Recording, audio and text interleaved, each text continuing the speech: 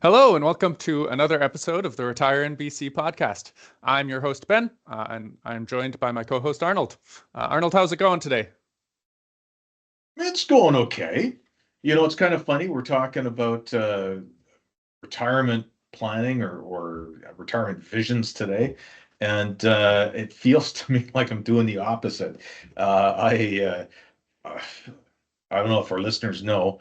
I'm in my early 60s, and I'd actually gotten myself down to working 4 days a week, um, and I find myself the last 6 months, working 6 days a week.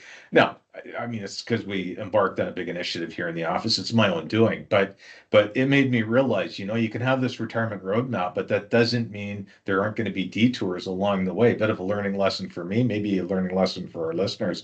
But we're going to talk about retirement roadmaps today, and I think that the first thing I want to highlight to everybody is whatever your retirement plans are, hold them lightly. Life changes, stuff happens. Sometimes it's decisions you've made, sometimes it's decisions other people have made. But we don't know what the future is, but that doesn't negate the value of having a plan, having a roadmap in place, setting goals, however you want to call that.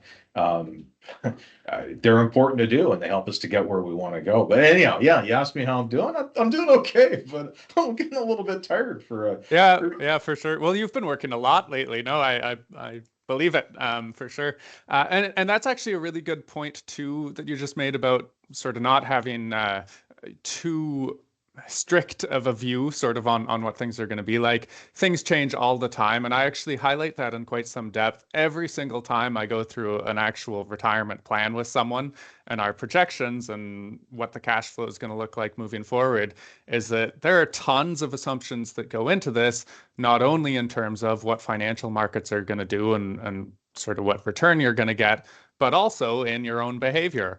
Things are going to change down the road. We can model it one way, but by no means is that set in stone. Yeah, no, absolutely. And I can't stress enough. It doesn't matter if it's retirement planning or any other kind of planning, defining your vision, figuring out what goals or where you want to get to, however you want to look at that, there is real value in nailing that down. I don't think I'll go into the whole story here, but we wouldn't own this office space that we own if it wasn't for me going through an annual exercise of thinking, where am I at today? Where do I want to be? And what do I need to do to get there? And I do that exercise every year based on thinking about where do I want to be at the end of the day, at the end of my life. And that has led, at least for me, to much better outcomes. Not always exactly what I want, but there's an old saying, luck favors the prepared mind. And being ready and knowing where you want to go helps you get to there. So Ben, why do you think it's important to define a vision? Yeah, for sure. And I mean, there are quite a few reasons sort of why. We've already touched on it a little bit here, but that's basically what we're going to do today is try to help define your vision for the future. Going to be a little bit less numbers focused and a little bit more hopefully fun, right? This is a fun exercise to go through. But why it's important, number one, just it's pretty clear, sort of clarity and direction. Having a clear vision is going to help you understand what you're working toward. If you don't have a vision, if you don't know where you're going, you're just stumbling through life sort of blind, without a defined goal. It's really easy to feel lost or uncertain about the future. In fact, I'd argue that's just the default. How can you have anything else if you haven't sort of clarified where you want to get to? Knowing what you want, moving forward sort of gives you a target to aim for there. Number two, I would say would be motivation. Is that if if you haven't defined what you want to do moving forward, you're not really going to feel that motivated to save. Whereas if you have decided that, you know what, I want to retire early at age 60 or earlier, or if you've decided, you know what, when I retire, I want to travel lots, or I want to spend lots on the fancy car, or whatever it is, it's just nice to have that vision of what you want to do to create some motivation to then save and invest wisely to get there. And then third, I mean, better financial planning when it does come down to those numbers. If you've defined what you want to do in the future, well, now all of a sudden we can at least estimate what some of the costs are going to be associated with that future. Again, whether you plan to travel or get more engaged in your hobbies, get a bigger, fancier home, downsize the home, all of this feeds into the financial plan. Knowing the specifics, or at least guessing at to what those are going to be, helps you to make more accurate financial projections and develop a realistic plan there. Uh, what about you, Arnold? Any other things to add there? Yeah, a few things. Although I'll come back to one thing you said, just sort of reminded me of an old adage, right? If you don't know where you're going, any road will get you there. And again, having an idea of a vision of where you want to be, very, very helpful in many respects. One of the things it does helps you avoid unrealistic expectations. I think it was a couple of weeks ago, I heard Kevin O'Leary say, I mean, hey, if you really want to do what you want to do, you got to have at least $5 million in the bank. And then he goes on to say, well, I don't mean have $5 million. I mean have $5 million in cash in a bank account. And it's like that's an unrealistic expectation for most of us. And having an idea of what you think you need is going to help you avoid just listening to guys like that. Not I like Kevin O'Leary, but that was a dumb thing to say that he said. And so having an idea of what's important to you is going to help you avoid those unrealistic expectations. Uh, on both sides, actually, you might underestimate the cost of retirement. You might not think about planning for some important needs like healthcare or long-term care. So yeah, just avoiding those expectations. Another thing is personal fulfillment. It's not just about the money. It's about your lifestyle. It's about your passions, your values, your interest. So again, having that vision of what retirement might look like for you, it's going to help you figure out the money, but it's also going to help you figure out what you want to do, what you want to spend that money on, and then finally flexibility and adaptability. When you have an idea of where you want to go, it's easier to adjust to those bumps in the road, to those detours that I referred to earlier. Uh, if you know where you're going, it's actually easier to handle them. You don't get as frustrated by the detour, but also it helps you figure out, do I need to change? Because periodically you do, you need to figure it out differently. But at the end of the day, a well-defined retirement vision plan serves as a foundation for just intentionally making decisions and making changes to build the future that you want. Yeah, yeah. Well, and I really like those last two that you brought up there, actually, in terms of the flexibility and sort of adjusting to bumps in the road. If you don't have a retirement goal, if you don't know what you're saving for, you just have, let's say, some money invested in the market, and we have a downturn, you don't know how it affects your retirement, right? You That's right. can't know because you haven't really done the planning.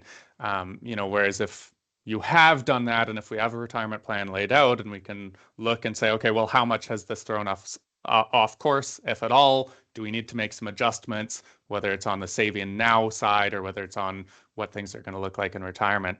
All of a sudden, you can make that change. And then again, yeah, that personal fulfillment. Like you said, it's not all about the money, and that's where I've suggested that today. Hopefully, this is going to be more of a fun exercise. Really just thinking about what do I want the future to look like. At the end of the day, that's sort of the question that we're looking at. I thought it'd be kind of fun to chat about you and I and what, in our case, we want the future to look like. For me, obviously, retirement specifically is a long ways off. Going to be a little while before we're really looking at that in too much detail. But even there, that's a really good example of, my lifestyle is going to evolve during my working career and into retirement. And this is something that I can revisit every year or every 5 years and define not just what the retirement future looks like, but what are the next 5 or 10 years going to look like? So it's not always about retirement here. It's about even throughout, how do you want to structure things, and just sort of a good exercise to go through. Yeah, no, it's a good point. Like it really is different for everybody. And you and I kind of joked earlier today. Maybe we should have called it the "Don't Retire in BC" podcast because my one of my goals is actually not to retire. Well, ultimately I will retire, but to slow down. For me, the focus isn't on a certain date that I'm gonna, stop one thing and do something else. It's a slowing down because I like what I do. Why wouldn't I keep doing it? And I've encouraged lots of people to watch the Netflix series called Live to 100, the Blue Zones. And in there, the concept of retiring actually, at least in 4 out of the 5 blue zones, didn't exist. The concept of slowing down definitely did. And again, that could lead into your retirement vision. It certainly does for me.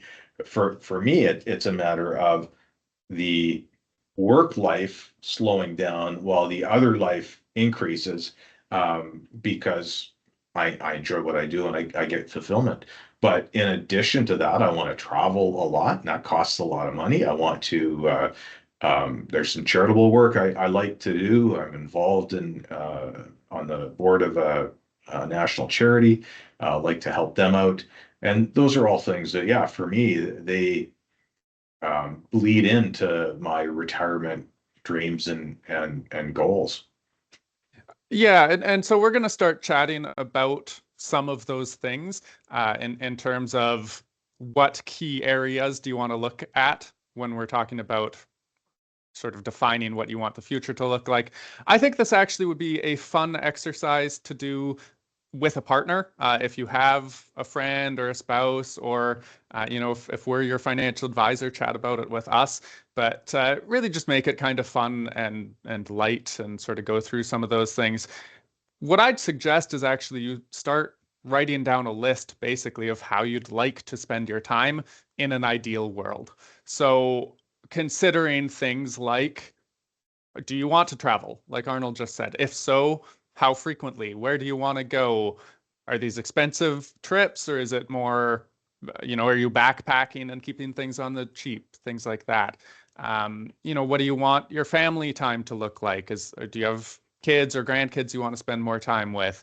What are your hobbies? I'd recommend listing out 3 to 5 hobbies that you have. Do you want to spend more time doing that? Do you want to get more invested doing that with friends or with other local people, volunteering, like Arnold said? So, sort of all of these things, I just go through one by one and just write down, what do I like doing today, and how could I see that evolving over time, or sort of into the future there.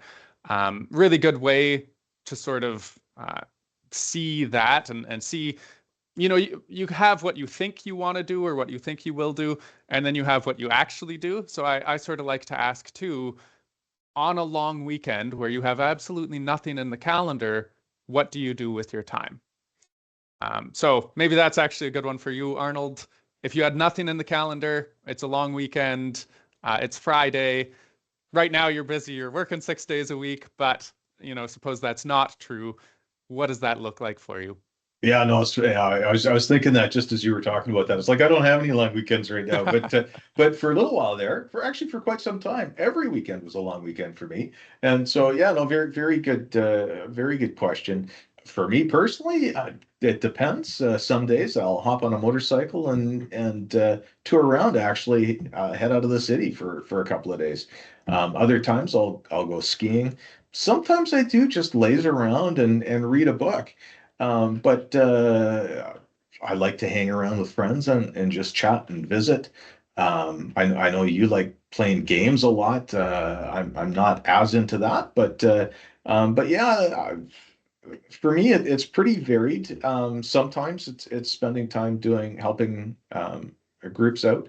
Uh, uh, but lately it's been coming into work. So no, that's a lot of different. For me, it's quite varied. I don't know that's normal actually, but it doesn't matter. That's normal for me. And I think that's another thing for people to realize is it's what matters is what's normal to you.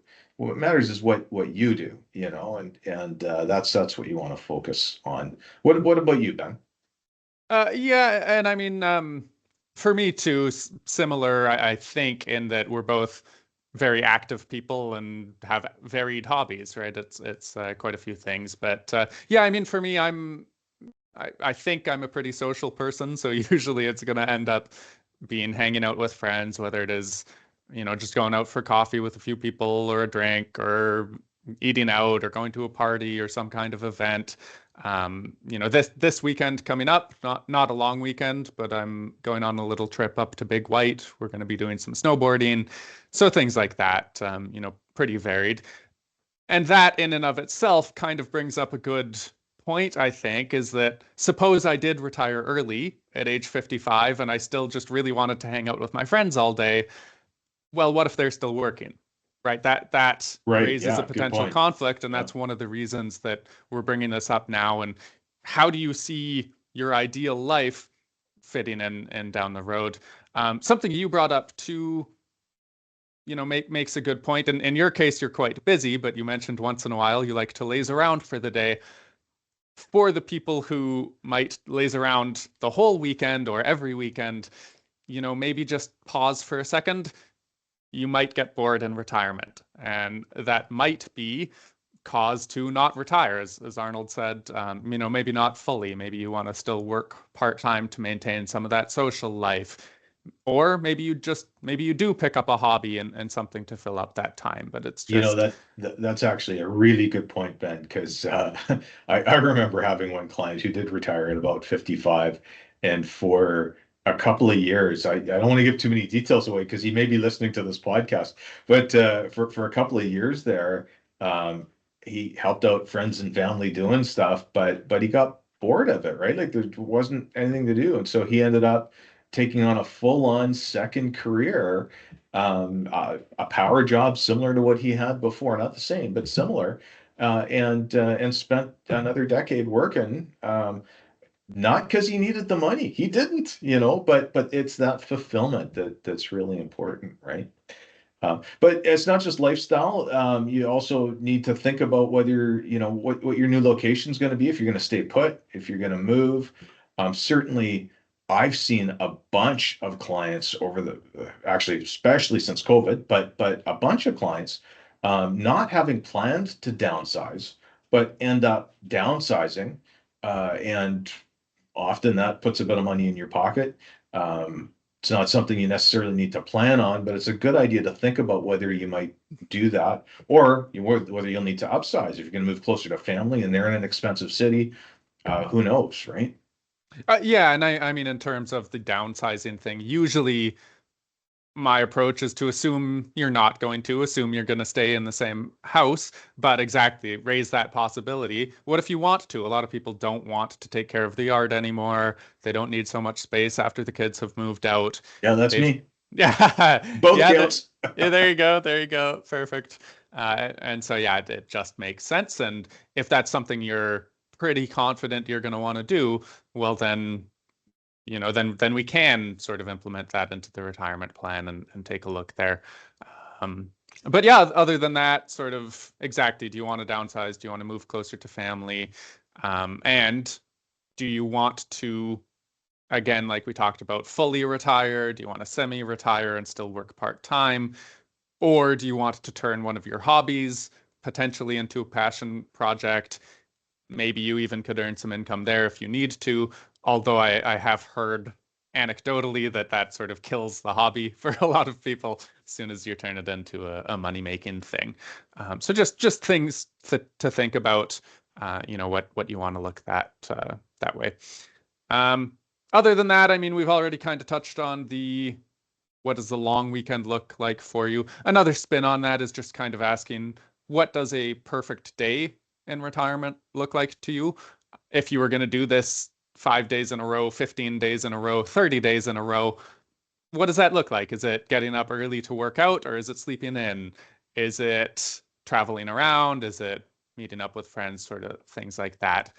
Basically, the question here is what could you do each and every day for a long period of time without getting bored, right? Well, and I think it's important to go back to what we were talking about before and recognize that just because you're thinking about this, just because you come up with some ideas, that doesn't mean it's set in stone. Life changes, things change. The idea here is just to get an idea, right? Yeah, yeah, for sure. Yeah, yeah. And once you do that, then you got to figure out, well, what's that going to cost? Right. Yes. And so that's where now we maybe do get back a little bit to the numbers here. Last episode we kind of talked about some of the three pillars there, focused primarily on government pensions and work pensions. And so basically now what we want to do is get an idea of how much this retirement is going to cost. And then once we have that and we have the first piece, what's the deficit? How much do you need to make up for with your own savings there? So estimating the cost of your retirement vision, the easy and simple and fast way to do this is kind of what we talked about in the last episode. Pretty easy to just say, you know what am I spending now while I'm working? And let's take an estimate, usually anywhere between 70% of that number and 100% of that number. That's probably a pretty good estimate of what I'm going to spend in retirement. But I think we can do better. I think we can do something that you could call it more complicated, but I like to think of it as just being a more fun way of doing things, more detailed, and sort of just taking a closer look there. What I would tend to do is sort of base it off of your budget today and just think about two potential futures. One is kind of your minimum viable retirement that you'd be okay with, and just kind of try to estimate what that would cost, whether it is the downsizing the home, whether it's driving an older car, whether it's not going out to eat so much or not traveling so much. What do you think would be reasonable, you'd be okay with? And just go line item by line item. Compared to today, here's what I think I could do in the future and be okay with it. And that's your minimum viable retirement budget. The second one, you'd create a second, which is kind of your stretch goal. It's your ideal. You know, let's not get too crazy, but let's shoot for the stars a little bit. And you know what? How would I love to spend my time, and what would I love to sort of spend in all of these different categories? For each category, what would be my ideal spend, right? In terms of the house, in terms of the car, things like that. Um, but yeah, and that kind of gives you an idea of what you're going to need, gives you an upper and a lower bound there. You know, there's an old saying, shoot for the, or set your goals out of reach, but not out of sight. And I think that's sort of what you're saying there. Um, you know, I think there's a middle ground as well. I found that the line by line budgeting, most people, when I ask them to do it, don't do it. Uh, I think maybe it's easier when the kids have left home and you're getting close to that retirement age. That then sometimes I do see people doing that, and it being meaningful. But in the interim, I think there is a middle ground there, and one of the things I've often encouraged people to do is say, okay, well, take a look at what you're spending right now, and there are three things that probably you're not going to have in retirement. You're probably not going to have to spend on a mortgage, at least hopefully not, but sometimes you do, but you know, you probably won't have to. So back that off of what you're spending right now. You're probably not going to have kids at home. Again, sometimes you do, but usually you don't. So back off what you're spending on your kids. And you're not going to have to save for retirement because you're retired. So back that off. And that is probably going to give you a pretty good idea of what you're going to need to live in the same world as today. And if you think, well, I don't want to live in the same world I live in today, I want to travel lots. Okay, well, then add a budget item in for that. And so that can sort of be, rather than doing it line by line and looking at every single thing, then you're looking at basically five line items, your expenses today, and then backing off four of them. And we found that's been a pretty, it ends up usually being in that 70 to 100% range, you know, but it gives you a little bit more clarity in terms of what it is. But it is important to have an idea of what it is you think you're going to need. Yeah, for sure. And I think too, another thing just to chat about here is that we've already touched on this once or twice, but it's not a static thing that you said it once and forget about it. And, 10 years from now, that may not really have any basis in reality. Things may have changed quite a bit. So basically, just this whole exercise, this is something that I'd recommend doing at least every 5 years. Um, as we talked about, you do some version of this sort of every year. Um, whether it's just in terms of the finances or just in terms of what do I want the future to look like in general. I do the same. I try to think about this actually quite frequently and then have an idea of what the future is going to look like and what I want things to be like moving forward. So yeah, I mean, that's sort of those are the important bits in terms of defining your vision and then trying to price it out. I do encourage our listeners to start thinking about your retirement roadmap. Um, like we said last episode, hopefully you got an idea of how much monthly income you're going to get from the government pensions, Canada Pension Plan, Old Age Security, from your work pension, if it's a defined benefit plan. And now you've also got an idea of the retirement budget, whether that's just the simple 70 to 100% of what you're spending now, whether it's a minimum target and sort of an ideal target, or whether it's Arnold's method of backing out some items and then putting some other ones in there. But one way or another, you've got an idea, hopefully, of what you're going to be spending in retirement and when that retirement is going to be and what it's going to look like. So, covering quite a few things there. What you want to do in terms of the financials are compare the first cash flow of what you're getting in pensions with the second one. So suppose you're getting $4,000 a month in various pensions and you've just decided that you want to spend $7,000 after tax in retirement. Well, suddenly you've got a deficit of $3,000 a month. That's going to have to come from your investments, one way or another, or personal savings. Or if it's a defined contribution pension plan. So that's what we're going to get into in more detail next episode, is those personal savings. If we've identified a deficit of a certain amount of dollars, how big of a nest egg do you really need to satisfy that going forward? So yeah, that brings us to the end of today's episode. Hopefully you are feeling inspired to start building your own retirement roadmap, defining your vision and pricing it out. Remember, the process isn't set in stone. It's something you can revisit and adjust as your life changes. The important thing is really just to get started thinking about it, hopefully get inspired to start saving for it as well. Hey, if you found this episode helpful, we would love for you to share it with a friend, family member who's also starting to think about their retirement plans. We now have a website dedicated to the podcast. So the easiest way for them is to go to retireinbc.ca. That's www.retireinbc.ca. I heard a comedian the other day just talk about how we used to always say www in front of every website, and you don't really need to anymore. So I don't know why I did it there, but anyhow, retireninbc.ca. I just think it's funny because literally to say the full words is shorter. Exactly. Each one is 3 syllables, or you could say World Wide Web. Exactly. But yeah, exactly. No one does that.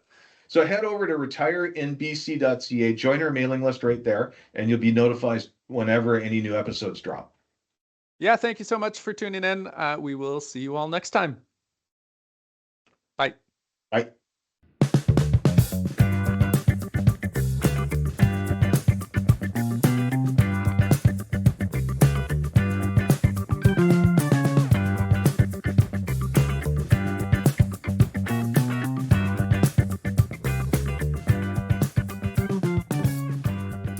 The views and opinions expressed in this podcast may not necessarily reflect those of IPC Securities Corporation or IPC Investment Corporation.